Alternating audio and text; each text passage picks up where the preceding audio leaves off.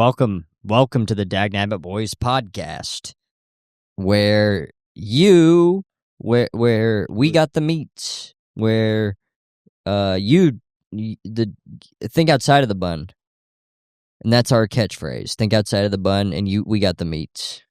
Welcome to Dagnabbit Boys, ketchup and mustard. Yeah, Dagnabbit Boys. Pizza. I'm gonna get Little Caesars tonight. I've decided that officially. After I said pizza, I was like, there's a Little Caesars near my apartment. It's a big pizza. It's $10. Domino's has a new slice sauce that's very good. They've created a new sauce, and it's a banger. That's a smart thing. Wait, slice sauce? It's just something you can dip pizza in.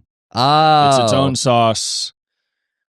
I don't know. It seems like it's in the Raising Cane's family of sauces. It's very good. Maybe I should try that. I love Papa John's, the fucking garlic sauce. I used to love that when I was a kid. That garlic sauce is overrated. I'm sick of it, to be honest. All right. It lacks flavor. Freeze. Come on. The Domino's garlic sauce has more flavor than Papa John's garlic sauce. Well, you love Domino's. That's like your favorite shit. It's the best chain pizza restaurant. That's just a fact now. Let's think about it. What are the main ones? It's Domino's, Pizza Hut, Papa John's. It's no competition. Little Caesars. I'm trying to think. There's another one, I feel like. Domino's has surpassed all of them. It made the push in quality because Domino's was shitty for a while. It got shit on. They were sick of it. They said, fuck it. We're taking over. And as soon as he was killed, they decided like, hey, Saddam's dead. We can finally make good pizza. Finally, now that we're free. Yeah, because it's based in Baghdad. Finally, the caliphate will not be established. People don't know that about Domino's. It's an Iraqi company. Yeah. And the reason it was bad for a while is because of U.S. strikes on Iraq, and they weren't able to really figure out putting garlic oil on the crust. Yeah, that was a new invention. It was invented by an Iraqi man who was missing most of his arms. He was missing all of his arms and his legs. He was blown up in a bomb. Papa John's is dry. They don't. The sauce, I kind of like how sweet the sauce is. They don't do shit to their crust over at Papa John's. They'll put cheese in it sometimes. They put cheese and pepperoni in it. I mean, Pizza Hut invented that. They did. Yeah. Let's be real here. I bet we could try some Pizza Hut in New York. Their Pizza Hut's probably really good. Yeah. Go in Pizza Hut, get a slice. And since the Knicks won, they're going to be making the Pizza Hut extra good. Yes. You can get the best Pizza Hut slice in the world. Yeah. It's weird that none of the chain companies open up small boutique slice shops in New York. It's not like they'd be very popular, but if Domino's was like, we're going to open up like a slice shop in New York where you can get pies if you want, but we'll make like slices. I don't know. I think that would be fun. I don't know. Maybe they do. I don't know. They don't do shit. New York doesn't do anything. It's slow. It's snail pace. No, they don't give a fuck about anybody. They don't do anything. They have no business there. Everybody's poor. It's rural. Yeah. You go to New York, they're like, oh, we ain't seen a new person in town in a long time. That's like a really accurate New York impression. Well, I'm go noodling for catfish in the Hudson if you want to come. Fucking cousin fuckers. Backwoods cousin fuckers. Bunch of dumbasses. Walking through New York is so scary because you fucking pass people on their porch and they cock their shotgun. Like, you better keep it moving, boy. This Bushwick. You ain't from around here. I got trapped in a holler in Queens, and they did not like me being there. You know where you like are? A piggy. You're over here in Bridgepoint, boy. You know what this about? You know what you're doing over here? This is the second episode we're recording in a row. It's going to be kind of a lower energy. No, it's a week later. Oh yeah, No, I forgot. it's a whole week This is later. a week later. Yeah. This is going to be more low energy, kind of Dagnabbit boys to study to. This was a funny thing I wanted to bring up on the podcast. So a long time ago, I was at a show and some guy who like may or may not have been a comic like talked during my set, and I said very rude stuff to him. Where, it's something, I don't know, something I would say to the extent of like, you're such a pathetic loser. You need to talk just to know you exist and you'll never be happy or something. Yeah. And so I was looking through my message requests, which is a fun thing to do. Sometimes you find fun stuff in there. I found this one. This is from January 7th. We're recording this. It's June now. So this is months ago. But he messaged me. He said, "Yo, you had a problem with me tonight? What's up? Finish it now." And he says, "My name is," I'll blank that out, "and I live at," and then he gave his full address. And then he said, all caps, "Please tell me where you're at or where you want to meet at, because I do not stand for that shit. I need to meet you after the shit you were talking." Let me see this guy. And then he messaged me an hour after and said, "Hello, Cooper. I'll be on the lookout for you." There's this guy. Oh. He's not a guy you would have met. He was just a guy. This isn't on Instagram. He's in screenshot. He's in Pasadena. You're going to go fight a guy in Pasadena? Well, yeah, because this was like a bringer show. So you have guys that have like never really done stand-up before. And, Was he a stand-up? I think, or at least he was at the show. But I think, no, he was, because he like heckled or some shit or talked at some point. Oh, yeah. I saw that. I was there for that. Did you see that happen? I did, yeah. That guy deserved to get shit talked. Oh, wait, here we go. Yes, I was there for that. Wait.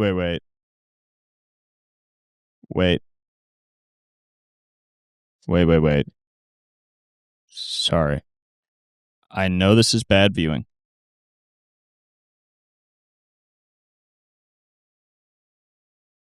Okay. Yeah, so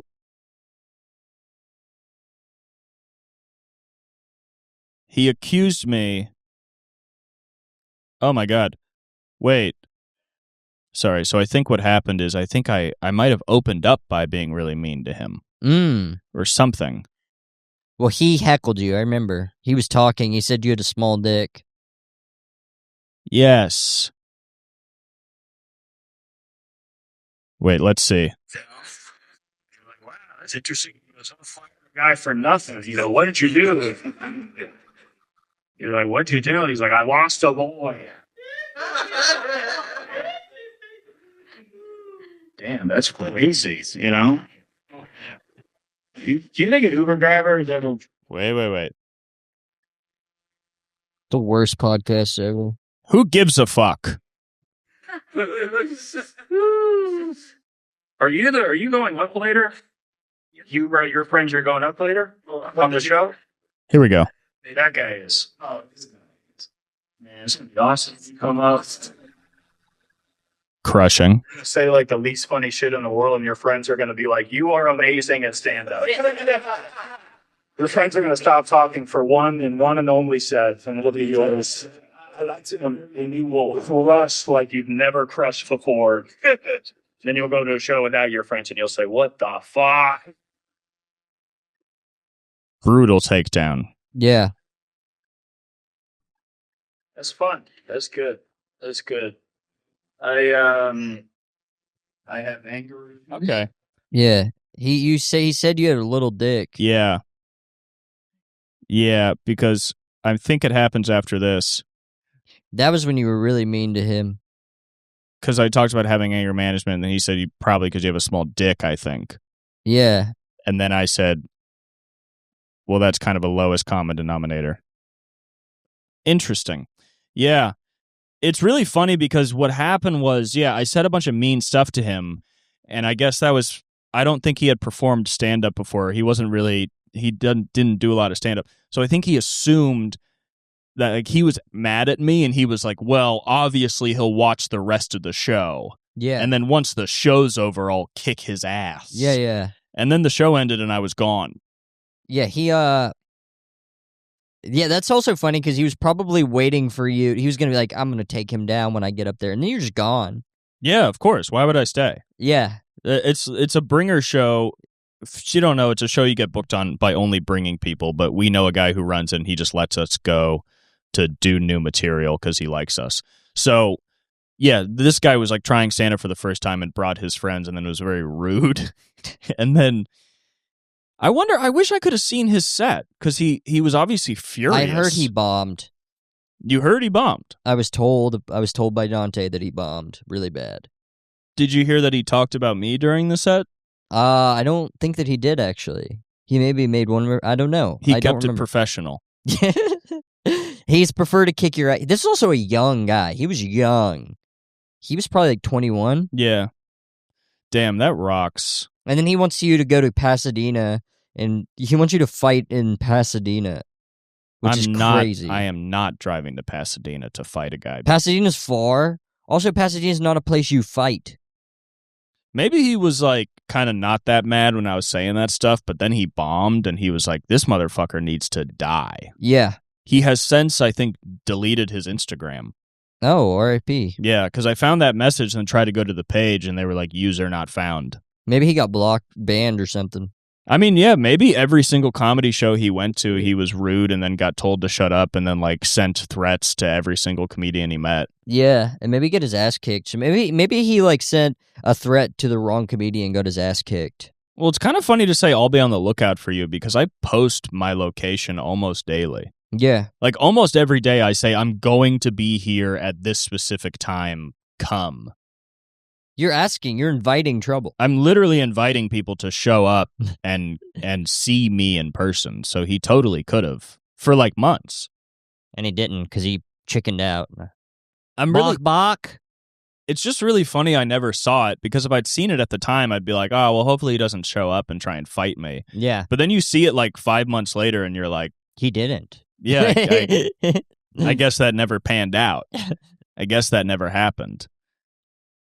It's nice to know that that I left him with like a really lasting anger. Yeah. Because he was texting me at like 11 p.m. Yeah, he was mad for a couple hours. Into the night. Yeah. Into the night, he was furious.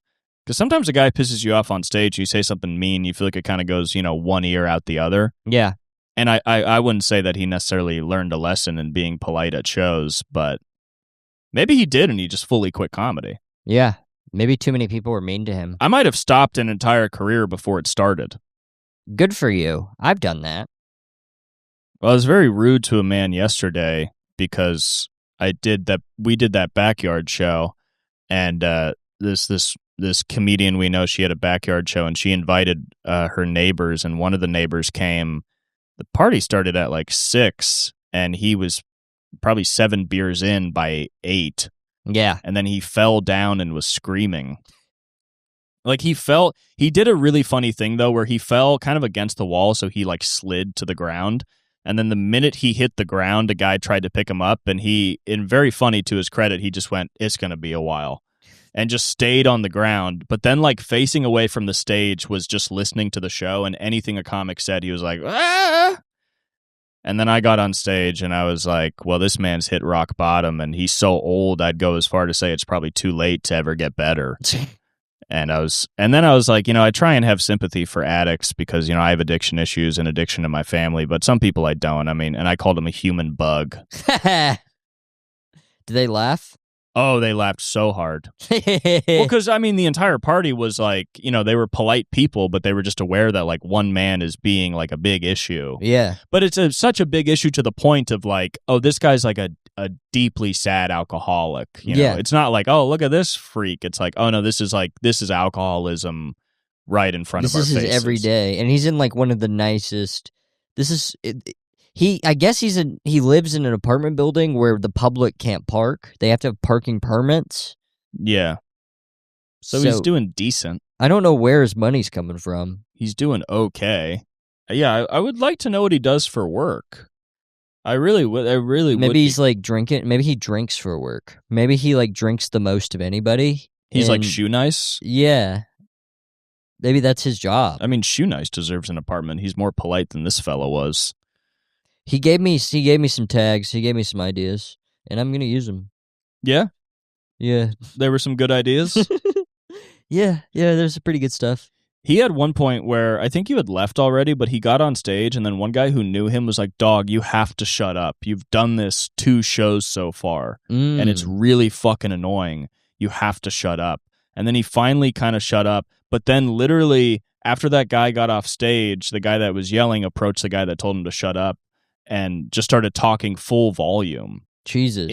While another woman was on stage talking, and he was like, "Yeah, whatever. I'm talking during this lady's set," like that loud. It was crazy. Jesus. But then he kind of got so drunk that he got a little quieter. Yeah. Because he had just kind of yelled himself out. Yeah. All right. Maybe he's a gang member.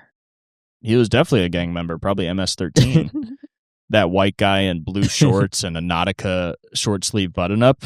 That sounds like a fucking gang member. That's the uniform for Crips now. You don't know that. Yeah. They're all like 64-year-old white men who are alcoholics. Oh, you do not want to rock around certain nursing homes wearing red. It was pretty sick. He was like wino drunk. Yeah. You don't really get to see that anymore. The guy that's like, ooh. All the winos are now fentanyl O's. Dude, it'd be tough to be a wino now.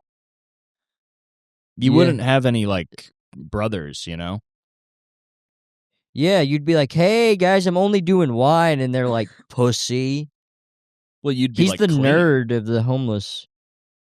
Yeah, you can't go down Skid Row and be like, "Hey, fellas, you want to get some money together to split a bottle?" They'd be like, "It better be a bottle of fucking fentanyl and water mixed together that we can chug till we die." We don't give a fuck about wine. Yeah. Wine, the winos now are like women. Women are the winos of today. Yeah, but they're not fun. They're not Yeah. like train hopping. They're not ragamuffins. Yeah, they're just getting drunk and waking up their kids in the middle of the night. Yeah. That's what they're doing. They're just like the wives of, rich men. And then like when the father's out cheating, they look at their 7-year-old and they're like, your father has chlamydia, right? I guess it's what I guess it's how women sell their souls is they marry some rich guy who cheats on them and then they become an alcoholic and they're mean to their kids. We all sell our souls to the extent that we're allowed to, and the patriarchy has held a lot of women in a place where, they just marry a guy. Well, they're marrying a guy because he's rich. Yeah. I mean, you can talk about like these social problems or whatever so much. It's still like you did that. You made that choice. Nobody made you do it. Well, I mean, not now. Not in 2026. Yeah, I mean, I would only disagree in the sense, though, that people are products of like the system and the environment they live in, and they're really just doing everything they've been told to do. Yeah, they did it, and that's what happened. If we had, but I'm not really interested in really like the idea of like deserving and punishment and fault and blame as much as it's just, people are. I love punishment. Everybody's really just like a victim in this society. I'm really into punishment. I mean, that's the problem now is like, people are trying to create some kind of new world that is more egalitarian, but they're still trying to build things along authoritarian lines. Because they're obsessed with, like, we don't really understand in this country how obsessed we are with the idea of punishment, and you deserve to be punished, and you must be punished. And it really has nothing to do with harm reduction or rehabilitation or anything involved in making an actually good society. I mean, I don't think of punishment as, like, I'm not talking like prison punishment, but the idea, I guess morality is kind of based in what you do and therefore what happens to you. The happening is kind of the important part of it rather than restrictions. And those are interesting to me is what happens. I like tragedy a lot because tragedy is all about what happens. If you do this, then therefore this must happen. Yeah, but we should just build a society where what happens actually leads that person to do better things. I don't think that we're free of sin, right? And I think we're all born with that. You know? Why? I think there's a payment you kind of have to make to be alive, you know? And the payment you make comes with your relationship to the community, your relationship to yourself, all that sort of thing. And the payout depends, you know? Like you owe a debt, and then you get a payout, and that depends. Yeah. But like what that payout should be should result in a better society. It shouldn't result just in the satisfaction of others getting to see you suffer because you did something bad. I mean, I have no interest in the sort of like the spectator, you know? I have no interest in that. I am interested in what these things mean. But like if a guy does something terrible and then it just ruins the rest of his life and he lives in misery forever, I don't think that is justice either. It's not good, but it's not about justice. It's about like you do something and then something happens. It's about consequences. Like, yeah, but if you're just working towards consequences, you're just working towards punishment and like this idea. Well, the punishment is not within. I mean, I guess punishment is within society, but it's not inherent. You know, it's But it is now because we've been bred to idealize punishment. I guess with the internet, you're talking about the internet? No, I'm talking about like just the entire authoritative viewpoint with which most people look at the world.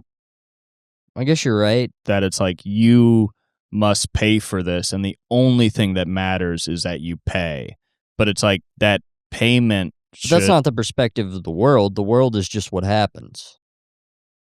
I don't think like... Yeah, but we make the world. We do. There's not like any magical force if somebody's alone at 50, right? If they're alone and they'll never be married or anything like that, I mean, you could make an argument that society did that. Or you could also make an argument it's like, what's going on with this person? Like, what's the truth behind this person? Yeah, but those two things are so interrelated. They are, yeah. Like who a person is and the society they live in. I just don't know, like, what do you think needs to change fully? We need to be focused on like actual rehabilitation more than the fetishization of. Well, how are we going to rehabilitate this guy? This guy that's like 55 years old and he's going to die alone. Like, what do we do? You have to give him a reason to get better. So it's usually like you have to actually have a sense of community and love, like giving people a chance. That's really the thing. Then what happens when if that doesn't work? I mean, a lot of times it's not going to work. But we have to try, right? We got to try to do that. Yeah. I mean, and we're not really trying. Yeah, that's what I'm saying. Yeah. Is there's no attempt at it. Because we live in a society that completely abdicates social responsibility because we've given all responsibility mostly to the state. Yeah. When people do bad things, like for instance, in our community, there was a guy who was deeply autistic and annoying, and then that lady made a documentary about him where she made fun of him being deeply autistic and annoying. He has no community or support system. Yeah. He does not have emotional regulation, and then he committed a violent act against her. And then everybody was like, okay, so now that he's committed a violent act, we can now ostracize him. Yeah. Now, what we should have done is, in the first place, probably not have treated him like an animal, just to begin with. And then, once it was clear that this documentary about him was making him like completely just hyper-fixate and go crazy, we should have had some kind of community to step in and show him some kind of love so he didn't feel like his only outlet was violence. Yeah. And then after that act of violence, we shouldn't have just completely ostracized him and treated him with so much more disdain than we ever have. Because it sucks, because when somebody does something awful, your first inclination is kind of like, well, fuck him. Yeah. And when he did that violent act, there was a huge push to put him in prison. And it's like, you want to take this guy who can't even function at an open mic, you want to put him into the Twin Towers County Jail Yeah, have him get his... he'll get stabbed in the asshole. He's either going to die or come out trained in violence. And it's like... He's hitting everybody with water bottles. But that was a really good example of how even this attempt at community justice is still seen through like a statist, authoritative, punishment-driven view, where she was like, we need to come together to give him to the state. Where if we didn't have the thought of just throwing everything to a higher power, we would go, well, what can we as people do? And the annoying part is when somebody does something awful, you have to show them, you know, first off, they have to confront what they did. They have to accept what they did. It's not like we're being like, hey, it's okay, we all love you. Yeah. But also, love is involved in that confrontation. Because what you'd be saying is, hey, you did an awful thing, you caused harm. But we still view you as a person worthy of rehabilitation. So we're going to work with you to become a better person. And that's like a different idea than simply like, well, you did something bad, so you have to go to a cage now, you know? So we're going to have him on the pod? I don't think he needs to be on the pod. I feel like we could rehabilitate him on the pod. See, that feels a little more like we are... supporting him? No, didn't you just say that we should show him love? No, I think we should have him on the pod. I think having him on the pod would be kind of just exploiting him for views, I think.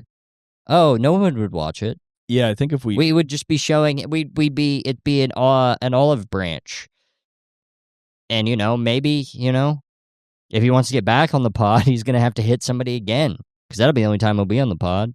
If I'm going to be honest, I don't know if podcasts are really going to be a key element of harm reduction and rehabilitation. All right. So we're not going to do the pod.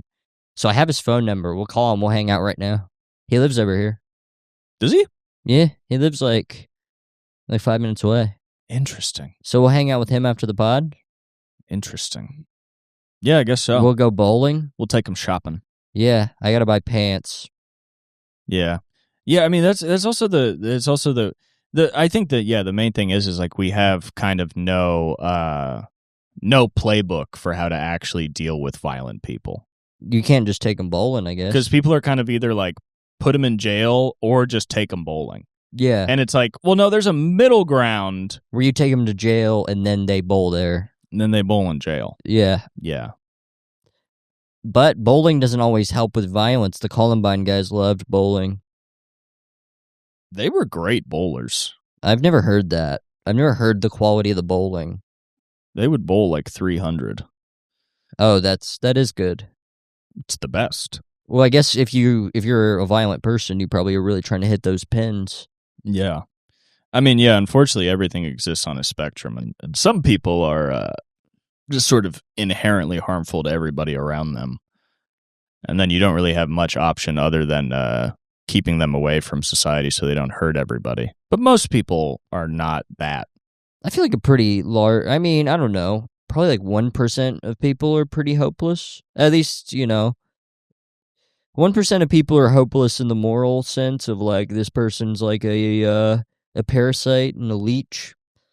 But then you also have like little subsets of people that are like, aren't inherently leeches, but are because of their circumstance. But I would say like maybe 1% of the population are like irredeemable.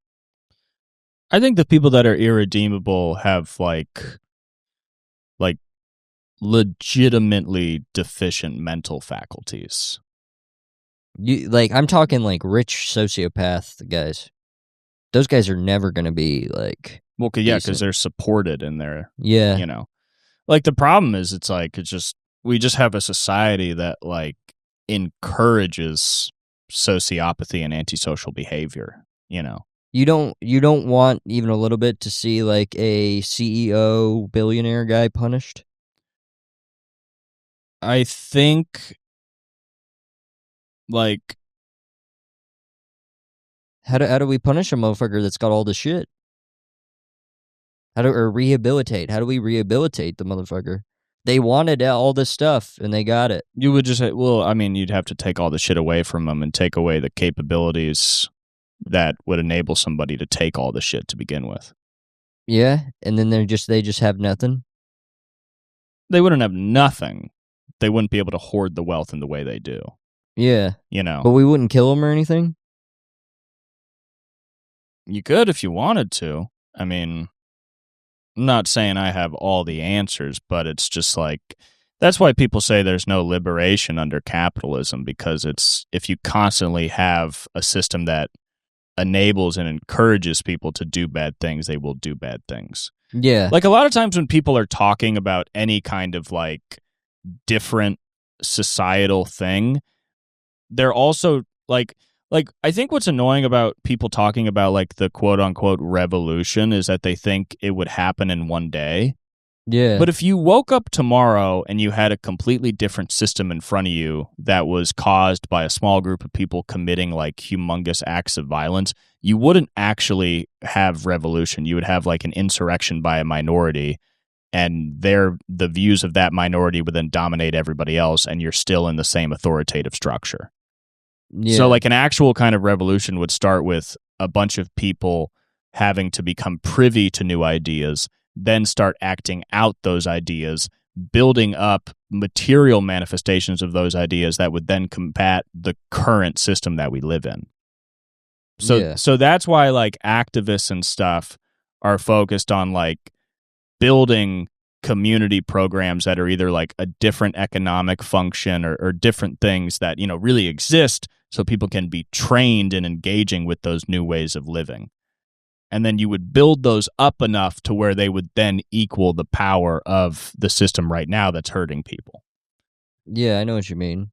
So that's the kind of thing. That's the thing where people are like, oh, well, you want to take all the cops away? Well, then it's going to be chaos in the streets. And if you took all the cops away, it would be chaos in the streets tomorrow, because we have no frame of reference for a society where we're not just like relegating all of that to cops. You would first have to build up a society that believes in social responsibility before you could take away all the cops. You know where we shouldn't, when we take the cops, you know where we shouldn't send them is Jupiter to get more stupider. Because they're going to come back dumb as hell. Yeah, and then they'll be even more violent. Mm-hmm. So, yeah, we should probably take them to college to give them more knowledge. Take them to college, or I don't know, freaking take them to a park where they could actually talk to somebody. Let them run around. Let them run around. Yeah, give some treats. There's a lot of power in getting to run around. We bring a black guy in front of a cop, and then the cop doesn't shoot him, then we give him a treat. Yeah. Yeah. Look what you got for loving your fellow man. Yeah, and Isn't the cop's that- like wagging his legs like a tail. Yeah, he's like, oh, this is actually kind of fun. Yeah. You go, see? And then you do that more and more and more until you have a society that actually But likes then they each start other. expecting treats when they see black guys. Well, And so black guys are going to have to keep treats on them. the real treat is liberation. That's not how these And dog unfortunately- cops are going to feel. I know. Black guys are unfortunately going to have to keep little shooters of fireball on them to give them to cops when they're nice to them. Yeah. Or little balls of little cocaine. All them, or speed or whatever, because all them cops is on speed. Yeah, they like to smoke the crack they confiscate. Why They wouldn't you? love it. Yeah. Well, I mean, they're the cops. Who's going to arrest them? The cops? Exactly. them. Exactly. Do you think women are ever like, "Hey, I'm pussy. Who's going to give me pussy?" And then they gotta get dick instead. Straight women, I mean. It's Straight, tough. it's really sad that straight women never get to experience pussy. Straight women get zero pussy. It sucks for them. Mhm. It does make you feel bad for them. Mm-hmm. Why And do you then think it- they're so upset all the time? They've literally never got pussy. Yeah. I'd be mad too. I guess some straight women have gotten pussy, though. Probably more straight women have gotten pussy than straight men gotten dick. Oh, for sure. It's not even close. Oh, for sure. If the straight men get dick, they're sacrificing their entire conception of themselves, you know? But a straight woman gets some pussy. She gets to start saying she's bisexual, Yeah. and she's not.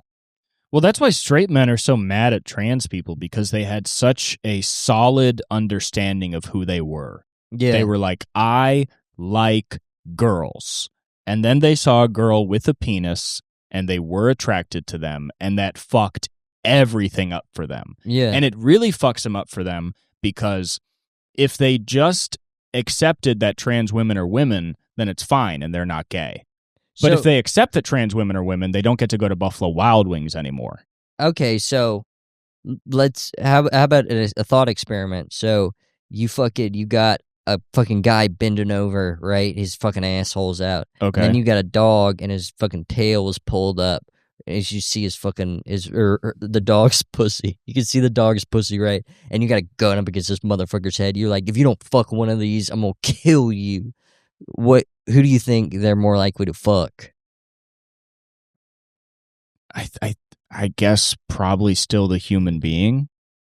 Yeah, and that's progress. Because I feel one like race, in the past, the human race.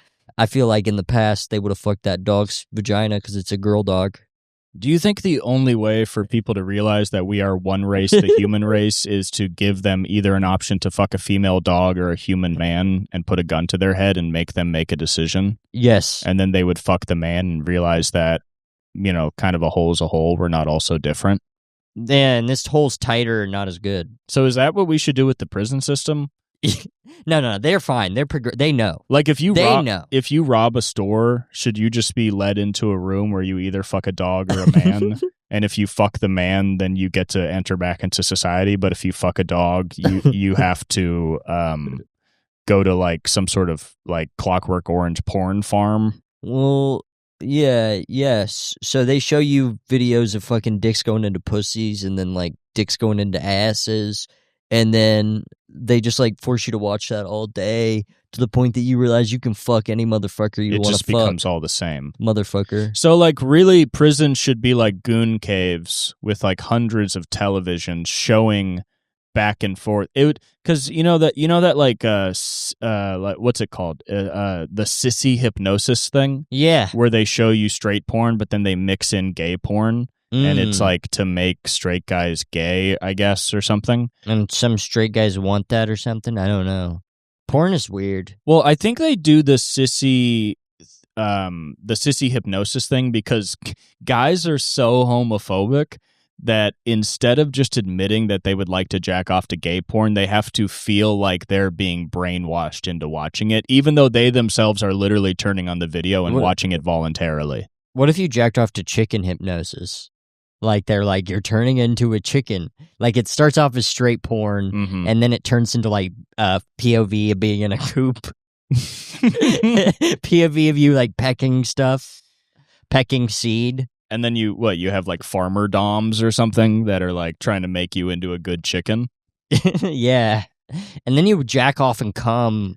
And then you're like, all right, I can finally live my life as a chicken. I mean, yeah, we have men who have been like subscribing to masculinity their whole lives who are all of a sudden like pretending to be hypnotized into wearing a dress. And if we can get them to do that, maybe we could also get them to like be chickens. Or we could do like soup kitchen hypnosis to get people to volunteer it's more. Like straight porn. Yeah. And then it's like POV of you with a ladle giving it to like a hobo. Yeah. So eventually you grow to fetishize community organization. Yes. To where like you're sneaking away from your wife to go to love your fellow man. Yes. Yeah. Well, this is a great idea. Yeah. How come you motherfuckers aren't doing this? This is an amazing idea. Just like, because it's like that pounding house music with like flash images of like ass, pussy, homeless man getting his due. Yeah, ass, pussy, book club. Paying your taxes. Helping build a new library. Pussy. Yeah. It's watching billionaires be like socialism hypnosis on their ass. I think people are so scared and addicted to social media that that literally would work on like a couple people. Yes. They'd be like, I don't know what it is, but all of a sudden I just really feel like the only way out of the system we're in is to rely on each other. Like it's like pussy, and then it's like, it's not justice, it's just us, and then pussy, and then yeah. That would be awesome. What about talk to girls hypnosis for these gooners who are like, yeah, it's like, pussy ass, and then it's just you having like a nice conversation with a woman at a party. Pussy ass, ask her where she went to college. Pussy ass, ask her what got her into anthropology. Pussy ass, ask her what her home life was like. That'd be Pussy badass. ass. What's Connecticut like? Pussy ass. How was it moving from a small town to a big city?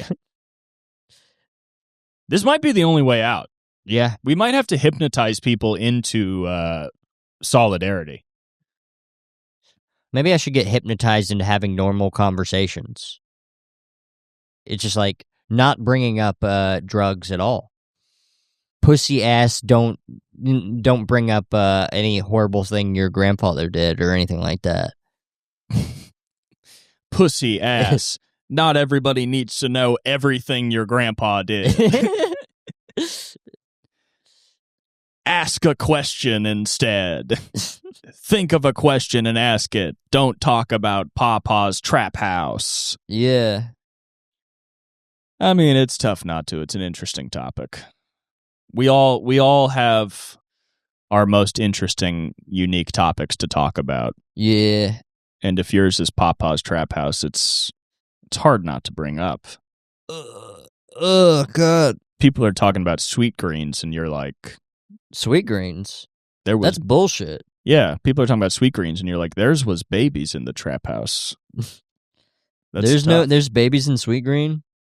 There's babies at the trap. You know how you bring your kid to Sweet Green? Some people brought their kid to where the crack was made. And they would smoke it in front of the kid. And they enjoyed it way more. And they lived there. And they lived there, too. You can't live at Sweet Green. Yeah. Trap houses are sort of a commune. That's what's badass about them. Everybody gets to live there for a couple days, and then they get to go get copper wire. Trappers don't even know they're communists. Yes, but they are. They're living together. They're sharing food. They're learning to live off the land. Yeah. But the only thing keeping them back from being communist is they're not like really annoying. Yeah. If you came in and shot, like if you sprayed them with like annoying juice, they'd probably turn communist. Yeah, they're not annoying. They're just like kind of dangerous. Yeah. And dangerous isn't annoying. It's dangerous. Well, the dangerous and the annoying need to come together. Yeah. Like I've talked about how I was at a protest years ago outside of the LAPD headquarters, and then a guy on meth showed up and was like, I'm going to go talk to him. And then he just walked into the police station. Yeah. And then came back and was like, they were dicks. And everybody was like, oh, we need to get this guy out of here. And it's like, this guy has some fucking energy. Yeah. He's not against us. We can't just tell him to leave. Yeah, man, you're gonna have to leave. You're who the protest is about. It is so funny, yeah. A lot of Yeah, man, I'm sorry. You're gonna have to go back to your not a home where they probably will kill you tomorrow. Oh shit, who we're fighting for just showed up. We cannot have who we're fighting for here. They are smelly. I'm gonna be honest with you. I think the exact same things the cops think. I just am at the protest. We're basically the same guys. I just don't have power. And this gives me some sort of power within my social circle.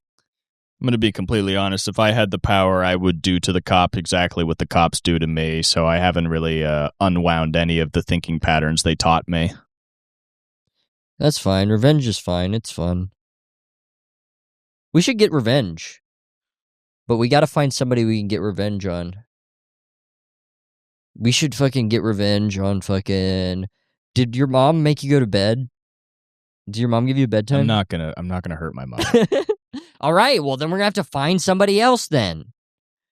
My mother was a very nice person. But she gave you bedtime. All right, you won't admit it. You know. I admit it. You know your mom's getting taken down in the revolution. I don't think that my mom is part of an authoritarian power structure because she told me to go to bed sometimes. What do authoritarians do? They tell you what to do. Yeah, interesting.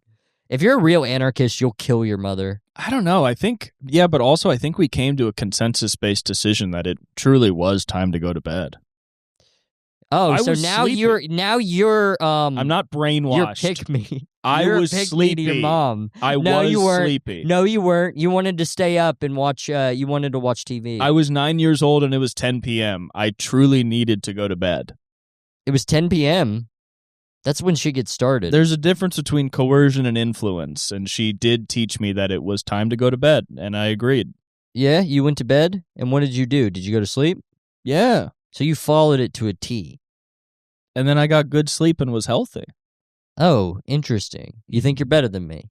No? Yeah, sounds like it. You went to sleep too. Pretty late.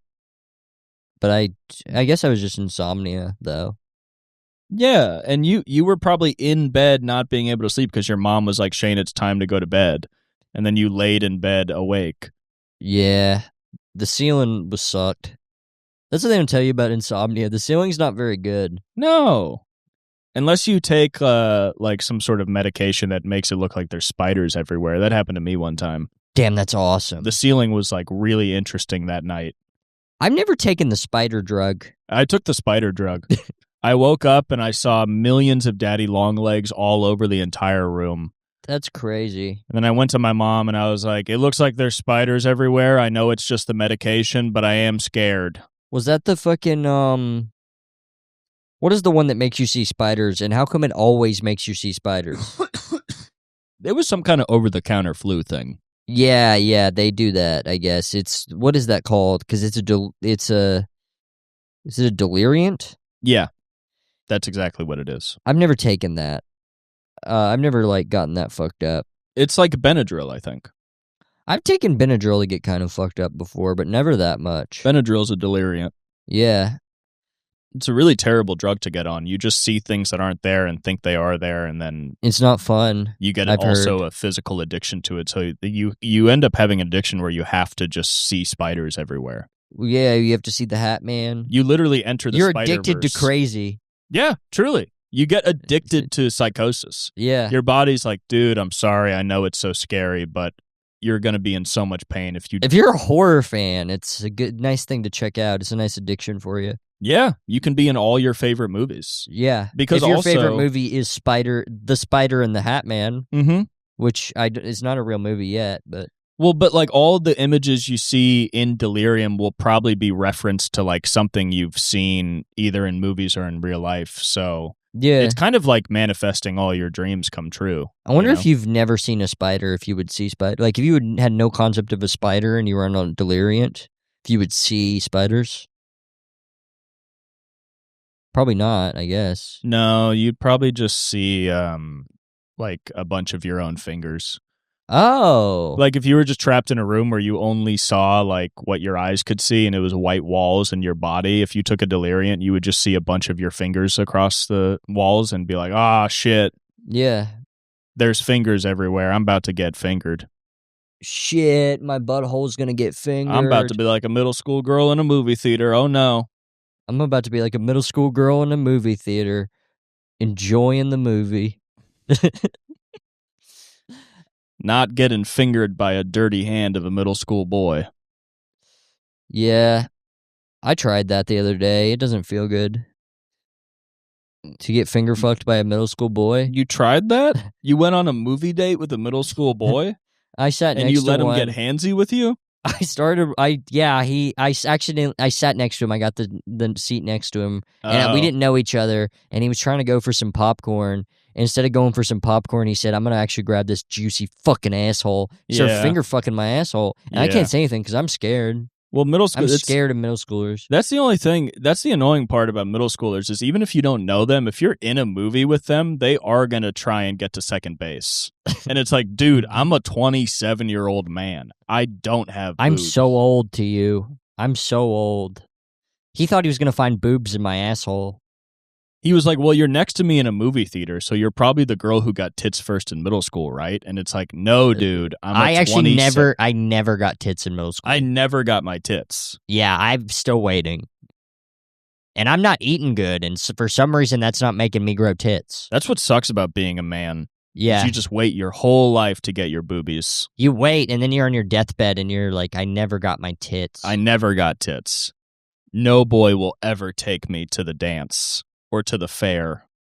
God, I want to get taken to the fair where I'm wearing my summer dress. A boy has literally never asked me to a movie. Yeah. A boy's never been like, oh, can I hold your hand? I was kind of confused when you got like me, you, and 3 of our other comedian friends who are all male to go to a movie. Like when you first asked me, I was kind of like, all right, I didn't really think we were those kind of friends, but okay. And then I went expecting, whoever I was sitting next to try and like finger me or kiss me. Yeah. And I'm not attracted to any of you guys, so I wasn't really excited about it, but I also believe in community-oriented activities, so if that's what you guys wanted to do, that's what I was willing to do. But then we just watched the whole movie. Yeah. Yeah, that was fun. Did you think we were on a date? Like all 6 of us were on one date? Yes. Wow. I understand why you would feel that way. Yeah, well, first time I went to a movie with men, I thought we was all on dates. I thought the only reason guys went to movies were to be in a dark room with somebody they think is cute so they can kiss them or feel them up. Oh, no. There's like an art to movies or something. Yeah, I was sitting next to Luke Robert, and he just watched the movie the whole time, and I was like, I guess he's not going to make a move. Yeah, I was sitting next to Mikey McDonald. And since I got invited... He was like trying to neck a little bit, and I had to be like, Yeah, I mean, since I got invited, I was like, oh, I guess I'm the girl since I'm the one getting invited. Yeah. So I'll just wait for the guy to make a move. Yeah. But then Luke Robert just watched the whole movie. And he enjoyed it. He enjoyed the movie. He actually is a handsy-ass motherfucker. Yeah. Does he touch you a lot? He does. He loves to touch. He rubs my back. Ugh. I know. I have to shake him off every time. Every like time a dog? Every time like a wet dog? You have to shake off Luke Robert? Every time he sees me, he rubs my back, and I go, okay, all right. I haven't seen a wet dog in a minute. That's a pretty crazy thing that I'm thinking about it. When was the last time I saw a wet dog? It's kind of nice when they're like really wet and then they shake. That's pretty fun. You only really get to see them in the suburbs. Yeah. In the city, people aren't really wetting their dogs. And if they do, it's inside their small apartment bathrooms. Yeah. I guess the reason I haven't seen a wet dog is I haven't bathed a dog. Yeah. In a long time. There's no reason you would. Yeah, I guess I haven't really seen wet dogs outside of like the rain or like bathing them. Well, that's the only way they'd get wet, right? Unless you're at the beach. Yeah. And that's not at the beach. And that's a good example of how the society you live in creates your experience. I've not gone to the beach. You haven't gone to have you gone to the beach at all? Living in LA? No. I've gone to the beach. I've been to the beach in Panama City, and that might be the only beach I've ever been to, actually. Have you swam in the Pacific Ocean? No. I can kind of swim, but not really. Well, with the ocean, you can kind of just, you can get like kind of halfway in. But yeah, like swimming wise, I kind of know how to do it. I just don't do it a lot. Yeah, we've talked about, do you want to learn how to swim? I feel like once you become an adult, it doesn't come up a lot. No. You don't really need to know how to swim. I mean, I could take a class or something.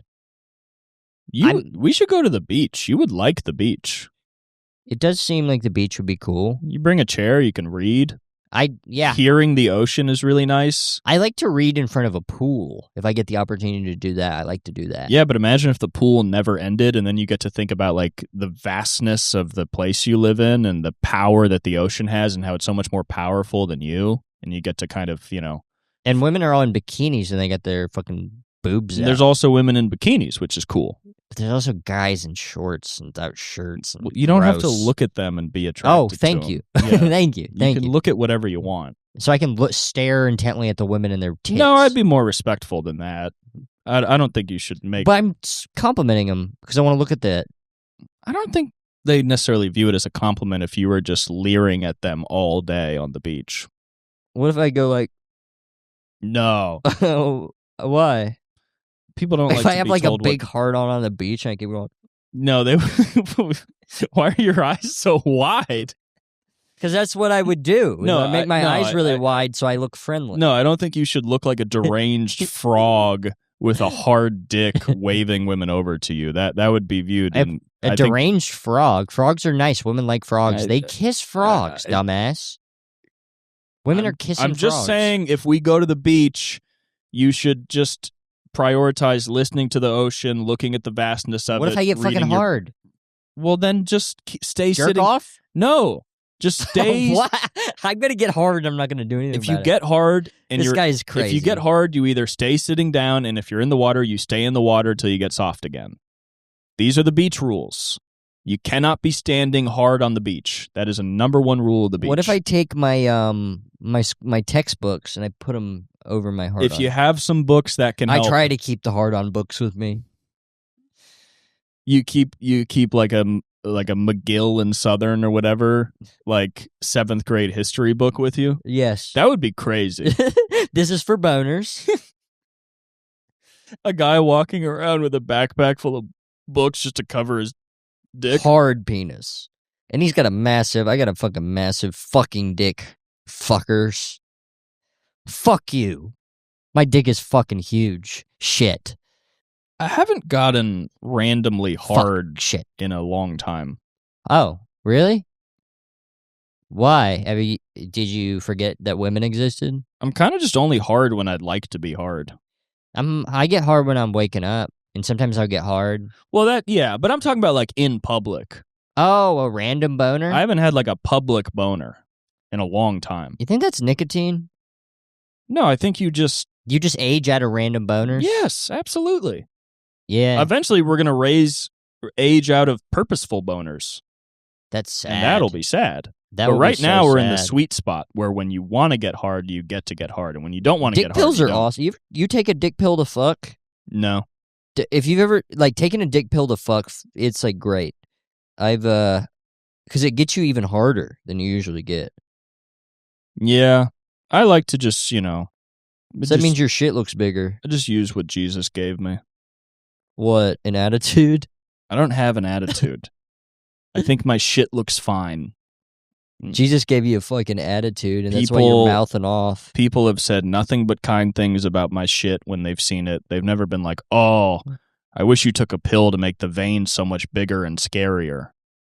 I'm sure they wouldn't mind if I did, but I just don't have a reason to. They would love it. It makes it better. So you gotta, if you're gonna take a dick pill, you have to have it. It has to be for a special somebody. Yeah, but I don't want to make an artificial version of my dick that then I wish I had every time. You know what I mean? You're not gonna wish you had it every time because you're only using it for special occasions and for women that really deserve it. Yeah, but if I saw my dick engorged in an artificial level, the next time I saw it normal, I'd be like, well, it's not as good as that time. But it's not your girlfriend's birthday that time. So think about that.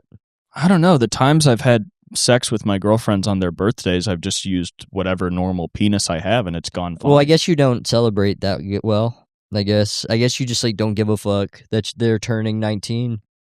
Whoa. What is this about? Well, I just am saying it's I haven't you're not dated celebrating. a 19-year-old since I was 19. How old are you now? 27. So you think that last girl was not 19? Do you think she was 27? She was almost 40. The girl, the girl from last week. Well, real Cooper and Shane friends know that Cooper's constantly dating women under 20. Anyway, that's been the episode of the podcast. No. Yes, it has. No, it hasn't. Yes, it is. It's the end of the podcast. It has not. Well, Cooper dates constantly dates made women up too. You made up a fake young woman. I have not had sex with a woman in probably a couple months now, and the last one was almost 40 years old. You have a girlfriend named Grizzly, and she's 19 years old. Grizzly is a really young name. That's a runaway name. Well, she is a runaway. I do not. She's a runaway? I think she looks 15. I'm going to be honest with you. She's over here all the time. Anyway, that's been the episode of the podcast. There's nobody over here all the time, and if there were, they wouldn't That's look been the young. podcast. That's been the podcast. You can't just accuse me of being some sort of groomer and then end the podcast. People trust me, man. Yeah, that 19-year-old girl trusts you. I literally don't even know any. Grizzly? I don't know any 19-year-olds. I You have don't no know. 19-year-old What, she friends, turned 20? associates, or sexual partners. I have none. Oh, wow.